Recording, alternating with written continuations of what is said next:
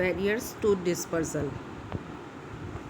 पिछले चैप्टर में पिछले लेक्चर में हमने लार्ज बॉडीज़ ऑफ वाटर और water barriers and land masses पर जो है बात की थी कि किस तरह से जो है लार्ज बॉडीज़ जो है विशाल जल राशियाँ या विशाल लैंड फॉर्म्स जो हैं बैरियर्स के रूप में का जंतुओं में जो है बैरियर्स या बाधाएं उत्पन्न करती है।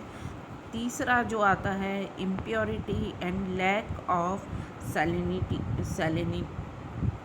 ऑफ सी वाटर, यानी कि समुद्री जलों की सैलिनिटी और उसकी इम्प्योरिटी किस तरह से जंतुओं के वितरण में, प्रवास में बाधाएं उत्पन्न करती है। हम देखते हैं कि ऑलमोस्ट तो देखा जाए तो समुद्रों में लवणता लगभग समान होती है, लेकिन फिर भी कई जगह बहुत अधिक होती है और कई जगह जो है सैलिनिटी जो है बहुत कम होती है। भूमध्य रेखा से ध्रुवों की ओर जाने पर लवणता में परिवर्तन पाया जाता है। उपोष्ण कटिबंधीय सागरों में सबसे अधिक जो है सैलिनिटी पाई जाती है, और जबकि भूमध्य रेखीय और ध्रुवीय सागरों में सैलिनिटी बहुत कम होती है। बड़ी नदियों के मुहानों पर भी, यानी कि जहाँ बड़ी नदियाँ जाकर समुद्र में गिरती है वहाँ पर भी जो है सैलिनिटी कम होती है। अतः जो है लवणता भी समुद्री जंतुओं के लिए बाधा है, क्योंकि बहुत सारी ऐसी जातियाँ हैं जो कि फ्रेश वाटर, जल के फ्रेश वाटर में ही पाए जाते हैं।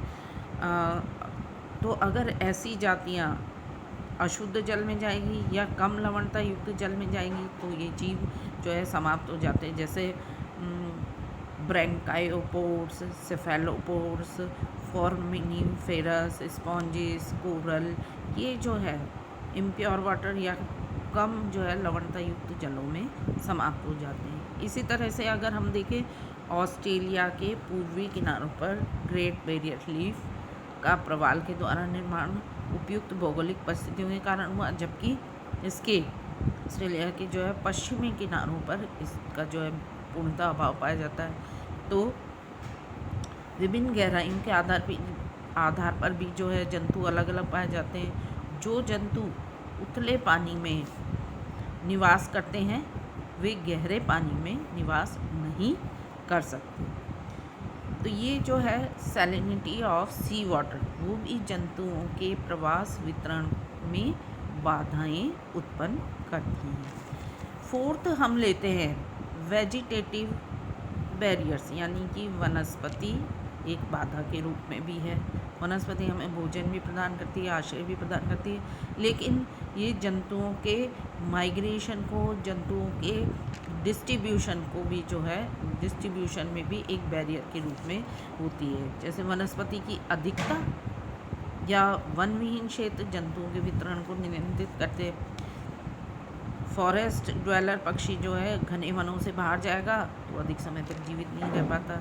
इसी तरह से ध्रुवीय पक्षी वन विहीन या पेड़ रहित क्षेत्रों में नहीं रहते, क्योंकि पेड़ उनके माइग्रेशन में सहायक हैं, उनको भोजन देते, आश्रय देते, सुरक्षा प्रदान करते हैं। तो इस तरह से जो है अलग अलग तरह की घनी वनस्पति, कम वनस्पति, ये भी जो है एक बैरियर के रूप में है। प्राइमेट्स उत्तर पश्चिमी उत्तरी अमेरिका में इयोसीन काल में अधिकता से थे, लेकिन बाद में उष्णकटिबंधीय वनों के स्थान पर यहाँ पर पतझड़ीय वन जो है विकसित हो गए।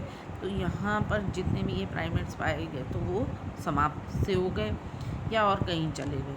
इसी तरह से विस्तृत जो घने वन है, घास के मैदानों में रहने वाले जंतुओं के लिए बाधाएं उत्पन्न करते हैं। जो घास वाले क्षेत्र में रहेंगे वो घने वनों में नहीं रह पाएंगे, और जो घने वनों में रहते हैं वो घास वाले क्षेत्रों में नहीं रह पाते हैं, क्योंकि उनको उसको क्रॉस करना, उनको उस तरह की जो है वेजिटेशन मिलना जो होती है वो मुश्किल होती है।